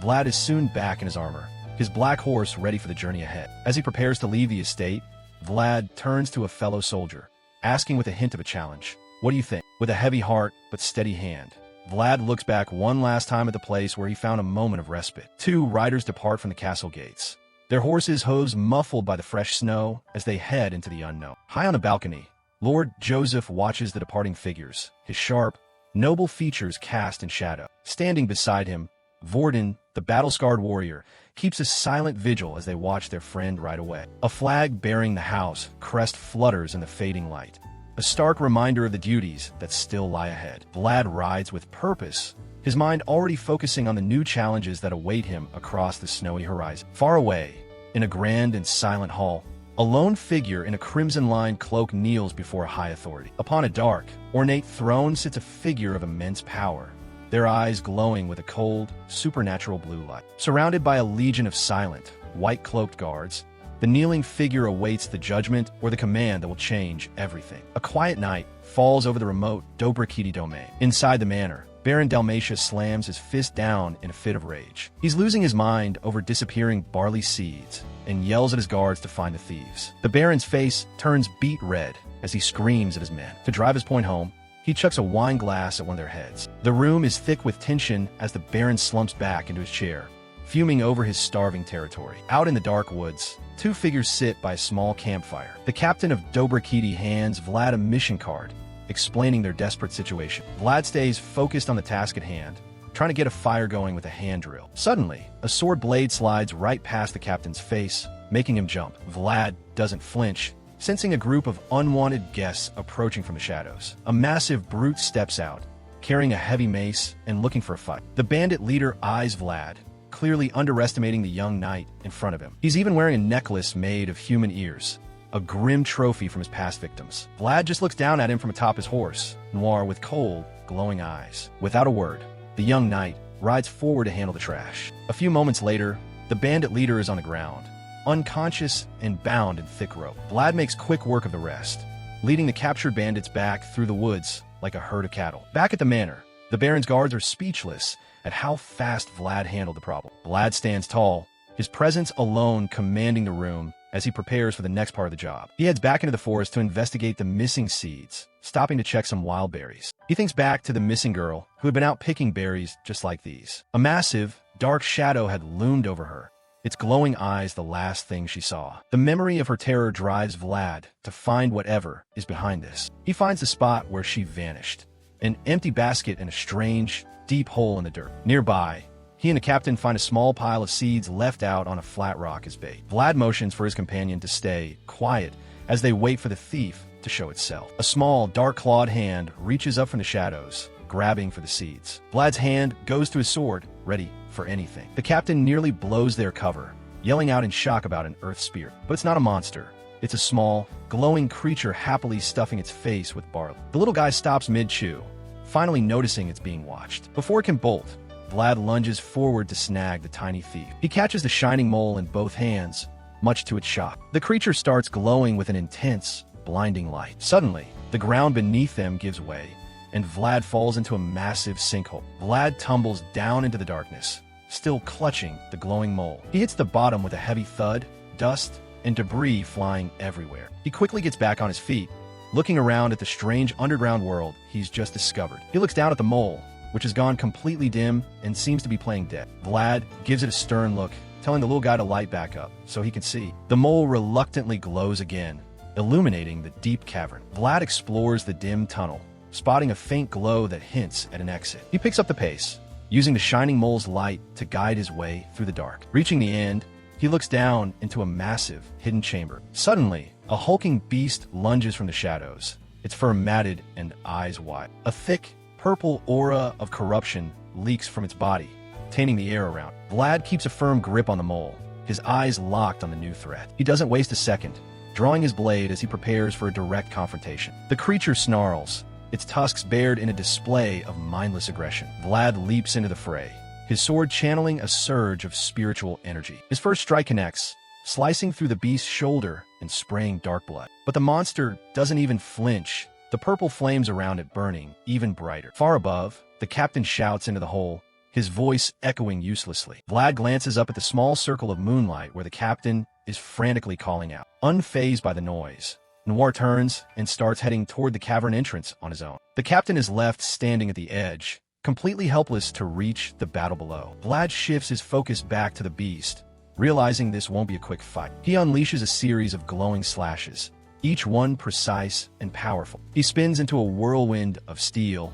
his movements a blur of practiced lethality. The blade bites deep into the beast's torso, nearly cutting it in half. A massive spray of blood erupts from the wound, painting the cavern floor red. Despite the lethal damage, the monster stays upright, its grip on its axe never wavering. Vlad grits his teeth as the energy from his sword begins to flicker and spark. The beast retaliates with a burst of corrupt energy that rocks the entire chamber. The force of the blast sends the young knight tumbling back through the air. He slams into the ground but rolls back to his feet, refusing to stay down. Sweat beads on his brow as he realizes his standard attacks just aren't enough. Behind the monster, a spectral image of a cursed knight flickers into existence, the source of its power. Vlad manages to sever the creature's head, watching it roll across the damp grass. But before he can celebrate, the beast's hand reaches out and grabs its own hair. In a horrifying display of immortality, it simply places its head back on its shoulders. Just as things look dire, Noir charges into the cavern to join the fight. The beast swings its massive axe, aiming to crush them both in one go. Vlad meets the strike head-on, sparks flying as steel clashes with the corrupt weapon. The monster puts all its weight into a second overhead swing. Vlad parries the blow, the shockwave of the impact rattling his bones. He finds an opening and drives his blade deep into the monster's side once again. He follows up with a rapid-fire assault, carving through muscle and bone. White lightning begins to crackle around his feet as he channels even more power. A flurry of slashes rains down on the beast, but its wounds continue to knit back together instantly. The creature stands there, a patchwork of gore and regenerating flesh, seemingly unstoppable. It looms over Vlad, a giant silhouette of death preparing its final blow. But Vlad isn't done yet. He focuses every bit of his aura into his sword for one last strike. Vlad of Sora stands his ground as the corrupted beast looms, its body wreathed in a sinister purple aura. The monster snarls, its tusks bared and eyes burning with a mindless hunger for destruction. With a surge of focus, Vlad charges forward, his blade igniting with a brilliant, holy light. He leaps into the air, a silhouette of determination against the darkness of the cavern. Suddenly, Noir gallops into the fray, his mane and horns shimmering with a celestial blue radiance. Vlad's gaze sharpens with a lethal clarity as he watches the beast's flesh tear under the pressure of his aura. A guttural roar of pain erupts from the corrupted beast as purple blood sprays from its fresh wounds. The thrill of the life-or-death struggle takes hold of Vlad, an exhilarating laugh escaping his lips. Noir lets out a defiant neigh, his presence steadying Vlad in the midst of the chaotic battle. Reaching out to steady his companion, Vlad feels a new sense of purpose alongside the loyal horse. The beast begins to reform, its shadow growing larger and more imposing as the corruption thickens. Vlad watches in disbelief as the monster's wounds knit back together instantly. It's truly immortal. The corrupted beast recovers its footing, its predatory gaze fixed once more on the intruders. Mounted on Noir, Vlad maneuvers through the cavern, looking for any weakness in the beast's defense. Nearby, the shining mole peeks out from the soil, its small form a stark contrast to the surrounding violence. Infuriated, the beast unleashes a deafening cry, its mouth aglow with the fires of Lamishta's curse. Noir charges headlong into the darkness, his horn piercing the air like a beacon of hope. The monster swings its massive axe in a wide arc, a blow meant to crush horse and rider alike. Vlad steers Noir with expert precision, closing the distance for another high-stakes exchange. The jagged edge of the axe whistles through the air, narrowly missing the horse's head. Steel meets cursed iron in a blinding explosion of white light that rattles the cavern walls. The impact stuns the corrupted beast, its feral expression shifting into one of genuine shock. The force of the clash sends the massive creature reeling backward into the shadows. Dark, tainted blood spatters across the grass, yet the beast refuses to fall permanent. It hunches over, panting heavily as it struggles to maintain its corrupted form. Vlad doesn't give it a moment to rest, urging Noir forward for a decisive follow-up. The beast's face is a mask of gore and desperation as it realizes it's facing a true Swordmaster. Despite the mounting damage, the creature stays between Vlad and the sacred spirit tree. Another deep gash opens on its chest, leaking more of that foul, purple essence. The beast staggers toward the ancient roots, leaving a trail of corruption in its wake. It makes one last, desperate lunge, its claws extended like daggers. Vlad watches the lumbering movement from atop Noir, his mind racing for a way to end this cycle. The monster collapses to its knees, a thick mist of purple energy rising from its exhausted body. Vlad raises his sword, but hesitates as he feels a sudden, strange weight on the hilt. He looks down in confusion, wondering what could have interfered with his grip. To his astonishment,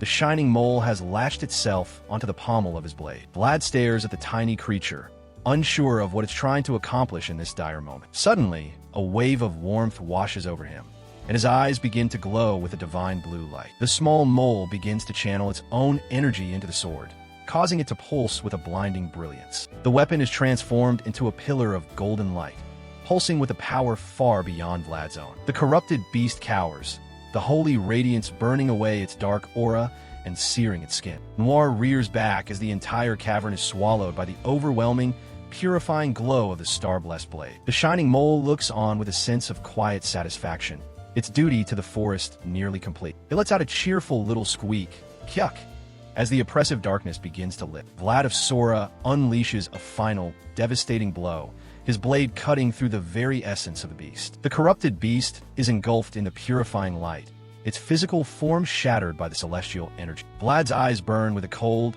blue fire as he watches the monster's face twist in a final, agonized scream. From a distance, Vlad Noir looks like a divine executioner, silhouetted against the exploding radiance. A pillar of holy flame erupts from the point of impact, cleansing the cavern of the lingering corruption. The beast's roar is silenced forever as it disintegrates into nothingness under the weight of the star-blessed aura. Miles away, in a gloomy sanctum, a series of purple candles flicker and die, their light extinguished by the defeat. Lamish too narrows her eyes, her purple gaze fixed on the dying embers of her cursed surveillance. Before her throne, a mysterious armored man with silver hair remains motionless, awaiting his mistress's word. The man's eyes glow with an eerie purple intensity as the mark of corruption pulses around his neck. Lamishta leans back, a cold smile touching her lips as she contemplates the unexpected power of the Swordmaster. Back in the forest, Vlad sheathes his sword, his armor stained with blood and grime from the harrowing battle. Tucked away in the hollow of a massive tree,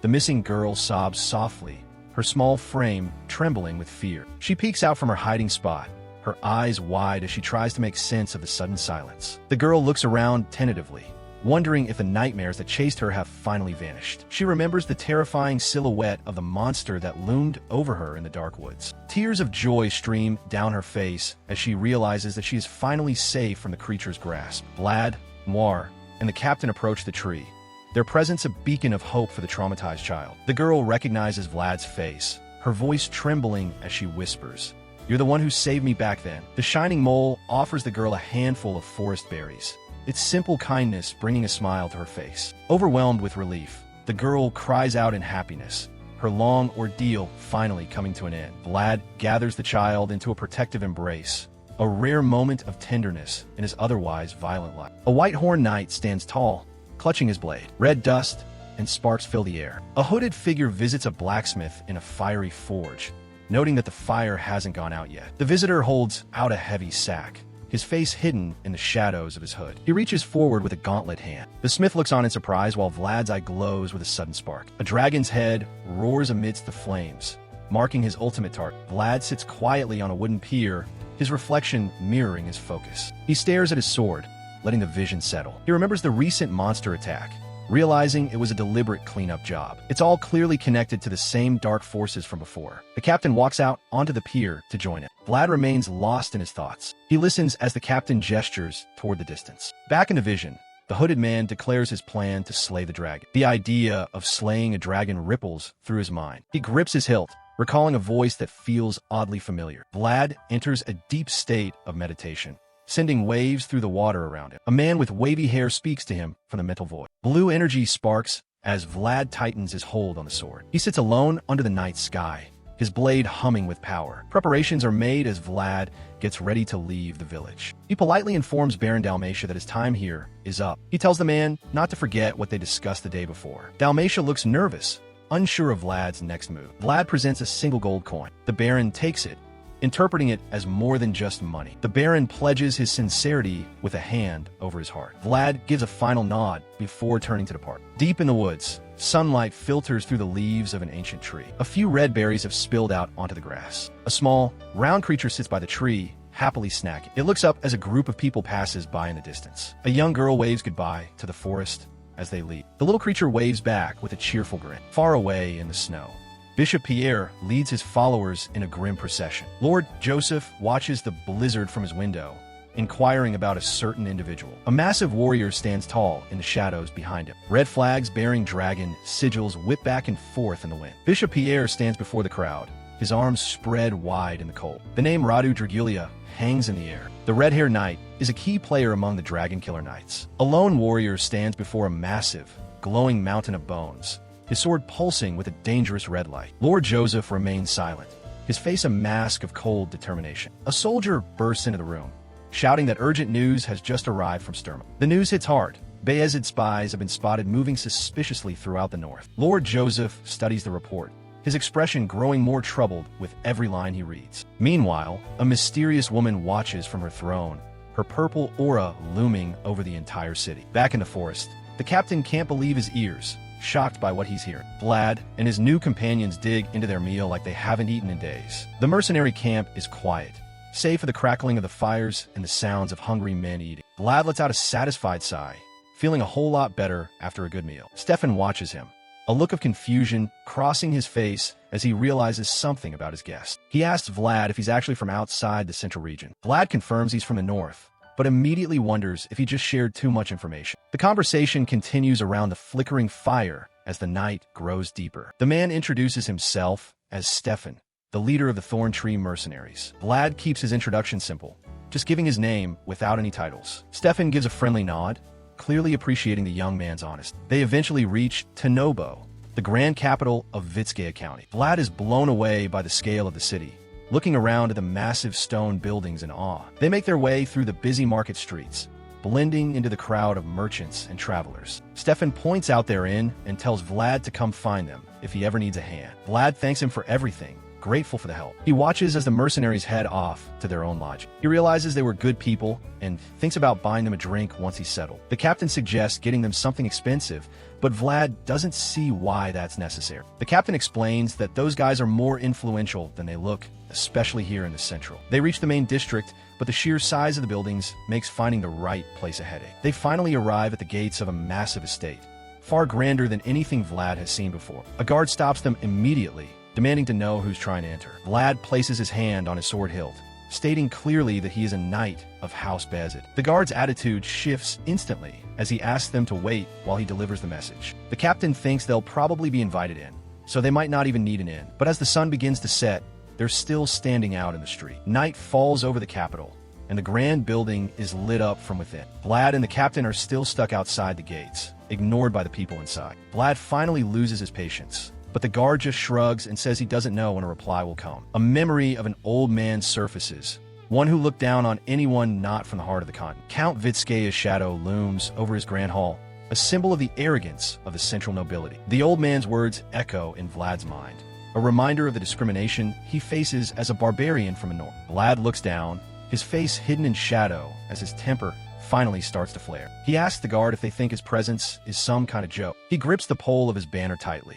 making it clear he isn't moving until he gets an answer. Vlad stabs his banner pole into the ground with a powerful strike, asserting his presence before the estate guards. The guards standing at the gate are caught off guard, their faces going pale at the young knight's boldness. He unfurls the white banner of House Bayezid, letting it snap in the wind for all to see. One of the guards begins to shout, enraged by what he perceives as a blatant act of disrespect toward his lord. His yelling stops abruptly as he catches sight of the prestigious dragon sigil emblazoned on the fabric. Deep inside the castle, Count Vitskaya, the calculating lord of Tenobo, continues his dinner as he questions the boy's age. Facing the elder lord from across a long, opulent table, Vlad calmly replies that he is 18. The dining hall is cold and silent, with the Count's elite guards standing watch over the lone northern knight. Count Vitskaya leans back, his voice dripping with condescension as he asks who authorized a northerner to carry such a sigil. Vlad's eyes glow with an eerie blue light, the silhouette of a formidable warrior looming in his aura. The Count observes him intently,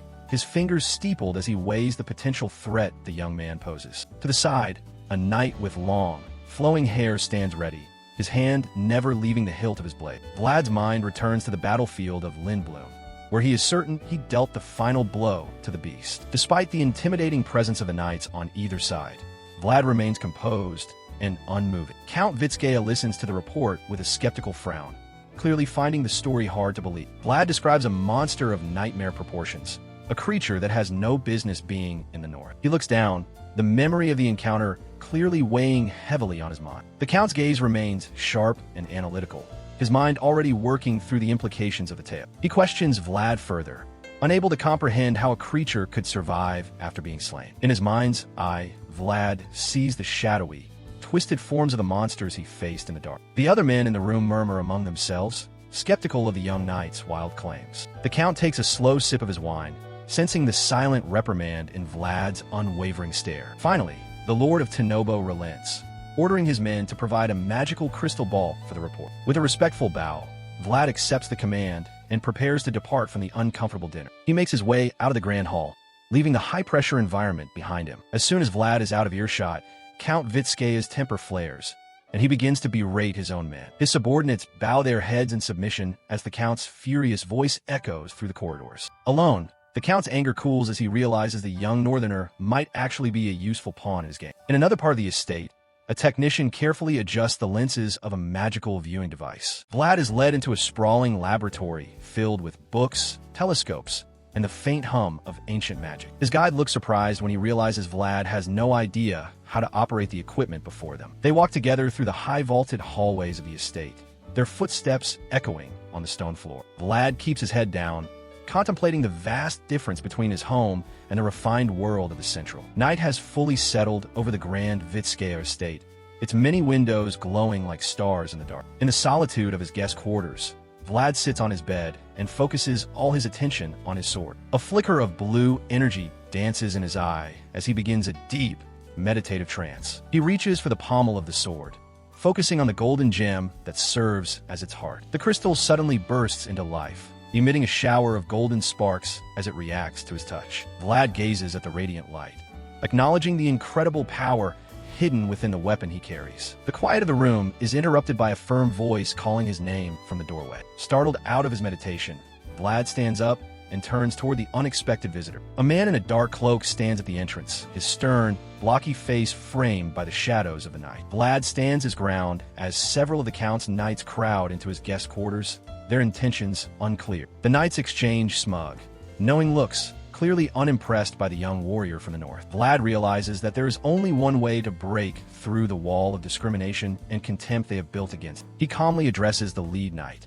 acknowledging the small favors he has been granted since his arrival at the estate. With a sharp, confident smile, Vlad declares that he will pay them back by proving his true worth through his blade.